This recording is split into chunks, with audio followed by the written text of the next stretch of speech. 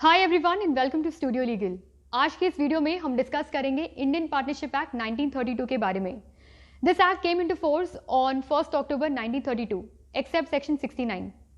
Partnership क्या होता है, उसका मीनिंग क्या है, पार्टनरशिप को डिटरमिन कैसे करें कि एक बिजनेस पार्टनरशिप बिजनेस है या नहीं, पार्टनरशिप में पार्टनर्स कौन होते हैं, उनकी राइट्स, लाइबिलिटीज, ड्यूटीज क्या होती है, अगर किसी भी पार्टनर ने एक बिजनेस में डिफॉल्ट किया हो तो उसे एक्सपेल कैसे करें, पार्टनरशिप बिजनेस को डिसॉल्व कैसे करें, इन सब के बारे में हम डिस्कस करेंगे आज की वीडियो में और आने वाले कई वीडियोस में। बट अभी के लिए हम समझेंगे कि पार्टनरशिप का मीनिंग क्या है और डिटरमिन कैसे करें कि एक बिजनेस पार्टनरशिप बिजनेस है या नहीं। पार्टनरशिप को डिफाइन किया गया है section 4 of Indian partnership act 1932 में। Partnership is a relation between persons who have agreed to share the profits of the business carried on by all or any of them acting for all। Partnership के इस definition को हम 3 parts में समझेंगे।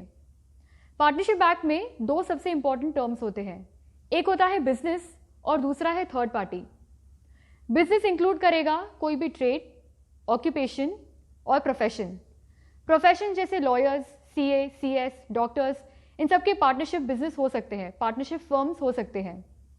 Trade और occupation को हम एक एग्जाम्पल के थ्रू समझेंगे। 4 फ्रेंड्स थे, ए, बी, सी और डी।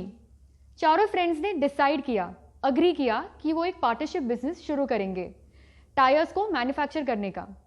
तो मैन्युफैक्चरिंग ऑफ टायर्स ये एक बिजनेस हुआ।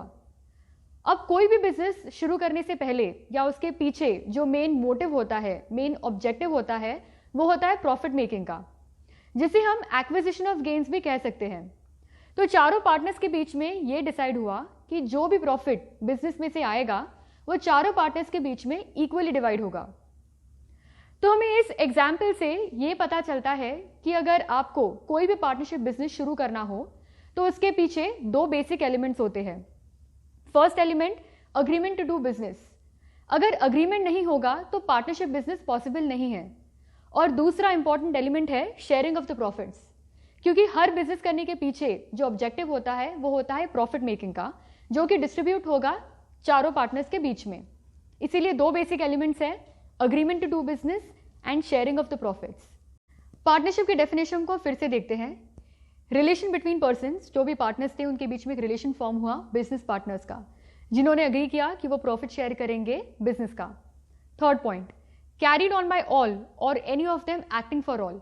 इसका मतलब क्या हुआ, जो बिजनेस शुरू हुआ था मैन्युफैक्चरिंग टायर्स का, उसमें रॉ मटेरियल की जरूरत पड़ती है, रबर की। सारे पार्टनर्स ने डिसाइड किया कि ये पॉसिबल नहीं है कि सब जाके एक साथ थर्ड पार्टी के साथ में डीलिंग करे। इसीलिए सारे पार्टनर्स ने डिसाइड किया कि पार्टनर ए रबर कंपनी के साथ में जाके रॉ मटेरियल्स की डीलिंग करेगा, जो कि पार्टनर ए ने किया। पार्टनर ए रबर कंपनी के पास में गया और रॉ मटेरियल की डीलिंग की।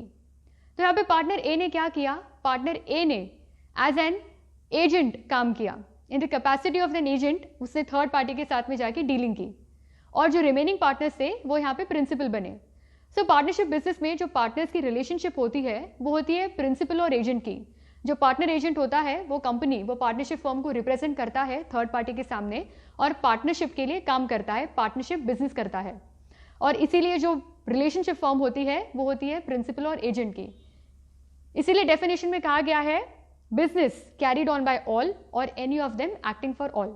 कोई भी पार्टनरशिप बिजनेस शुरू करना हो तो सबसे पहले एक पार्टनरशिप डीड एग्जीक्यूट होती है सारे पार्टनर्स के बीच में। इस डीड को हम कहते हैं पार्टनरशिप अग्रीमेंट। जितने भी लोग एक पार्टनरशिप बिजनेस फॉर्म करते हैं उन्हें हम कहते हैं पार्टनर्स, और कलेक्टिवली उन्हें फर्म कहा जाता है। और जिस नाम से बिजनेस चालू होता है, चलाया जाता है, उसे हम कहते हैं फर्म नेम। हमने डिस्कस किया कि जो बेसिक एलिमेंट्स है एक पार्टनरशिप बिजनेस को डिटरमिन करने के लिए, वो है अग्रीमेंट टू डू बिजनेस और सेकंड है शेयरिंग ऑफ द प्रॉफिट। कोई भी पार्टनरशिप बिजनेस शुरू करना हो तो minimum number of required partners है वो है 2 पार्टनर्स की, और जो मैक्सिमम लिमिट है वो है 100 पार्टनर्स की, according to companies act 2013। Earlier it was 50 but now it has been increase to 100। Fourth important basic element है business must be carried on by all or any of them acting for all. हमने discuss किया जो relationship होता है partners का एक partnership business में, वो होता है प्रिंसिपल और एजेंट का। सारे पार्टनर्स एक दूसरे के लिए काम करते हैं और एक दूसरे को रिप्रेजेंट करते हैं थर्ड पार्टी के सामने और डीलिंग करते हैं पार्टनरशिप फर्म को रिप्रेजेंट करके। और इसीलिए ये फोर्थ बेसिक इंपॉर्टेंट एलिमेंट है, business must be carried on by all or any of them acting for all. अब इंडियन पार्टनरशिप एक्ट में पार्टनरशिप एग्रीमेंट एक्सप्रेस भी हो सकता है और इम्प्लाइड भी हो सकता है, ओरल भी हो सकता है, रिटन भी हो सकता है। अगर रिटन एग्रीमेंट हो पार्टनरशिप का तो ये तो प्राइमा फेसी एविडेंस होता है कि डिटरमिन करने के लिए कि एक पार्टनरशिप बिजनेस वैलिड है या नहीं, पार्टनरशिप बिजनेस है या नहीं, जिसमें सारे पार्टनर्स के नाम लिखे होते हैं, प्लेस ऑफ बिजनेस लिखा होता है, कौन से टाइप की पार्टनरशिप होते हैं, कौन से टाइप के पार्टनर्स होते हैं, कितना कैपिटल कंट्रीब्यूशन है, कितना प्रॉफिट शेयरिंग रेशियो है, सब कुछ क्लियरली मेंशन्ड होता है एक रिटन पार्टनरशिप एग्रीमेंट में। लेकिन अगर कोई भी पार्टनरशिप एग्रीमेंट रिटन नहीं हो, सिर्फ ओरल हो, सिर्फ इम्प्लाइड हो, तो ये कहाँ से पता चलेगा, हम कहाँ से डिटरमिन करेंगे कि जो बिजनेस है वो पार्टनरशिप बिजनेस है। इसके लिए हम लेंगे एक example. This is a very old case, संधि रंजन दास गुप्ता वर्सेस दसुराम मुर्जामिल। इस केस में प्लेंटिफ और डिफेंडेंट दोनों एक बिजनेस में पार्टनर्स थे। प्लेंटिफ की एक मिल थी नजोय में जिसका वो ओनर था और वो कैरी ऑन करता था राइस मिलिंग बिजनेस, और जो प्लेंटिफ का बिजनेस था वो एक लॉस मेकिंग बिजनेस था, उसे बहुत लॉस हो रहा था अपने बिजनेस में। तो डिफेंडेंट प्लेंटिफ को अप्रोच करता है और बोलता है let's do a partnership business जिससे आपको भी फायदा और डिफेंडेंट को भी फायदा। दोनों के बीच में ये डिसाइड हुआ कि जो राइस मिलिंग का जो बिजनेस है, जो काम है, वो इक्वली डिवाइड होगा। प्लेंटिफ फर्स्ट हाफ काम करेगा और जो रिमेनिंग हाफ है वो डिफेंडेंट करेगा, जैसे maintenance of rice, maintenance of the stock etcetera. जो पार्टनरशिप कमेंस हुआ वो हुआ 10 जनवरी 1948 को, जो कंटिन्यूड हुआ 10 सितंबर 1948 तक। फिर थोड़े डिस्प्यूट्स आने लगे बिजनेस में, प्लेंटिफ और डिफेंडेंट के बीच में डिस्प्यूट राइज हुआ, वो हुआ 6 नवंबर 1948 को। और फिर फाइनली प्लेंटिफ ने एक सूट फाइल किया for dissolution of the partnership firm somewhere around सितंबर 1951 को। यहाँ प्लेंटिफ ने एलिगेशन लगाया कि जो डिफेंडेंट है वो एक लाइबल है सर्टेन अमाउंट के लिए और जिसकी वजह से डिस्प्यूट अराइज हुआ पार्टनरशिप बिजनेस में। डिफेंडेंट ने ये डिफेंस लिया कि प्लेंटिफ और डिफेंडेंट के बीच में कभी कोई पार्टनरशिप अग्रीमेंट एग्जीक्यूट ही नहीं हुआ था। जो भी अग्रीमेंट एग्जीक्यूट हुआ था वो था मिलिंग अग्रीमेंट, एक नेम सेक अग्रीमेंट, बट वो पार्टनरशिप बिजनेस और पार्टनरशिप अग्रीमेंट नहीं था। तो ये पूरा केस था, ये पहले ट्रायल कोर्ट में चला, फिर अपील पे हाई कोर्ट में आया और फिर हाई कोर्ट से सुप्रीम कोर्ट में आया। अब सुप्रीम कोर्ट ने ये केस के बारे में क्या कहा, आइए देखते हैं। कोई भी पार्टनरशिप बिजनेस शुरू होती है तो उसके टर्म्स और कंडीशंस कहीं ना कहीं रिकॉर्डेड होते हैं, कहीं ना कहीं उसका बैंक अकाउंट ओपन होता है और कहीं ना कहीं उसके बुक्स ऑफ एंट्रीज जरूर किए जाते हैं। बट इस बिजनेस में पार्टीज ने कहीं भी अपने टर्म्स एंड कंडीशंस रिकॉर्ड नहीं किए थे। उन्होंने कोई भी basic books of accounts maintain नहीं किया था। क्या ट्रांजैक्शंस हुए, कितने बिजनेस ट्रांजैक्शंस हुए, इसका रिकॉर्ड कहीं भी नहीं था। प्लस इस पार्टनरशिप बिजनेस का कहीं भी पार्टनरशिप फर्म के नाम पे कोई भी बैंक अकाउंट ओपन नहीं हुआ था। और चौथा मोस्ट इंपॉर्टेंट, कोई भी इंटीमेशन नहीं दिया गया था डिप्यूटी डायरेक्टर ऑफ प्रोक्योरमेंट को। तो सुप्रीम कोर्ट ने कहा ये जो बेसिक इंपॉर्टेंट एलिमेंट्स होते हैं एक बिजनेस करने के लिए वो प्रेजेंट ही नहीं थे इस केस में, और इसीलिए डिफेंडेंट कहीं भी लायबल नहीं है पार्टनरशिप बिजनेस के अंदर, क्योंकि ये पार्टनरशिप बिजनेस था ही नहीं, एक नेम सेक मिलिंग अग्रीमेंट था जिसे नाम दिया गया था पार्टनरशिप अग्रीमेंट का, पार्टनरशिप बिजनेस का। और इसीलिए इंपॉर्टेंट होता है कि आप कोई भी पार्टनरशिप बिजनेस शुरू करो तो 4 बेसिक इंपॉर्टेंट एलिमेंट्स जो है वो प्रेजेंट होने चाहिए कोई भी पार्टनरशिप बिजनेस के अंदर, जो कि agreement to do business, sharing of the profits, association of 2 or more persons, and business must be carried on by all or any of them acting for all। एक basic books of accounts maintain होना चाहिए, terms and conditions कहीं ना कहीं recorded होने चाहिए, ये सारे इंपॉर्टेंट एलिमेंट्स हैं। अभी हम बेसिक एलिमेंट्स को समझेंगे एक एलैबोरेटेड एग्जाम्पल के थ्रू। यहाँ पे टॉम एक मास्टर था और उसका सर्वेंट जेरी। टॉम ने जेरी से कहा कि अगर वो टॉम के कंपनी के 1000 हैट्स को थर्ड पार्टी को सेल करेगा तो उसे जो भी प्रॉफिट होगा उससे वो जेरी को रेम्यूनरेशन पे करेगा। तो यहाँ पे एक बिजनेस भी हो रहा है, बिजनेस ट्रांजैक्शन भी हो रहा है और एक काइंड ऑफ प्रॉफिट भी शेयर हो रहा है। क्या टॉम और जेरी एक दूसरे के पार्टनर्स हैं?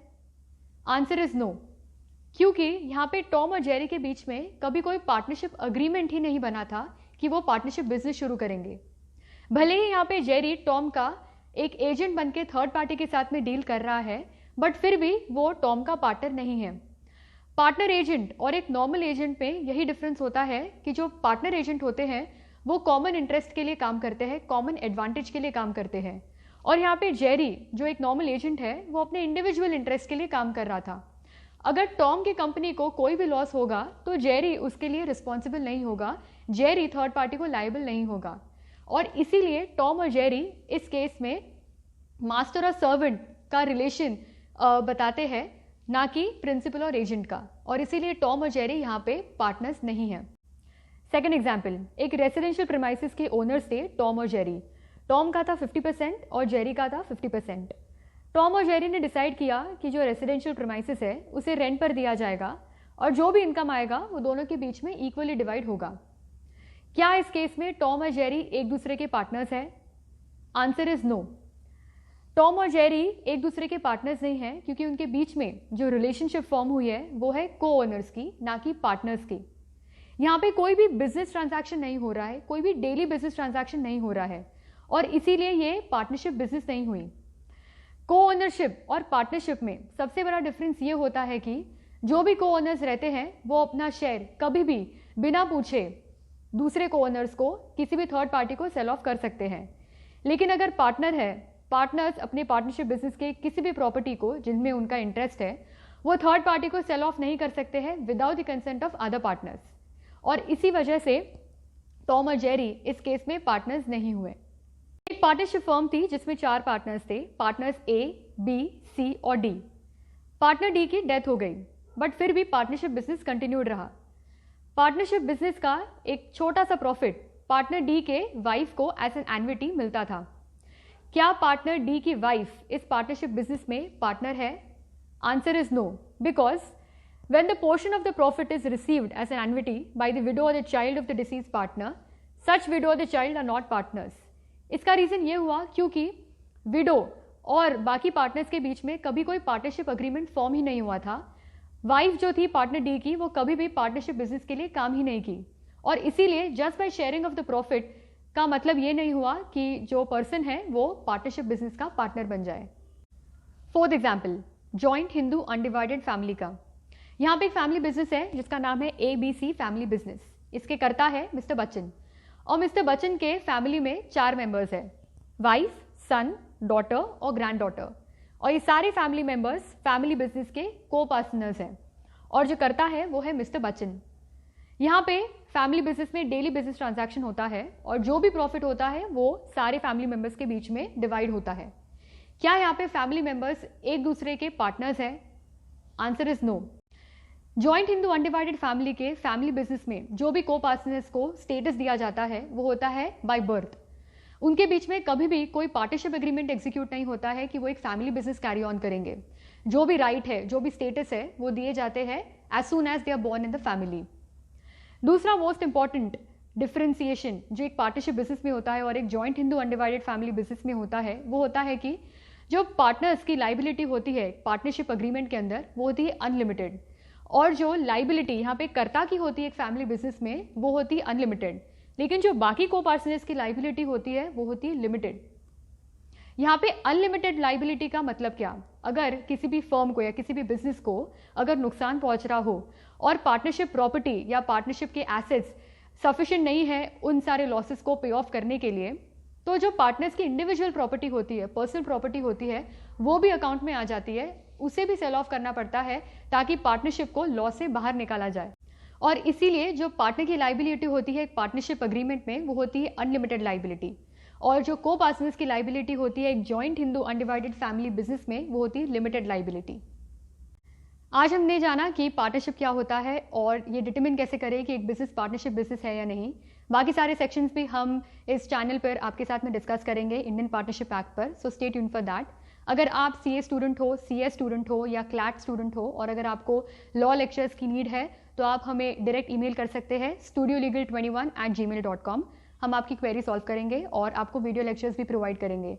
Till then, please like, share and subscribe to our channel Studio Legal if you found it useful, and thank you for watching till the end. We will see you in the next one.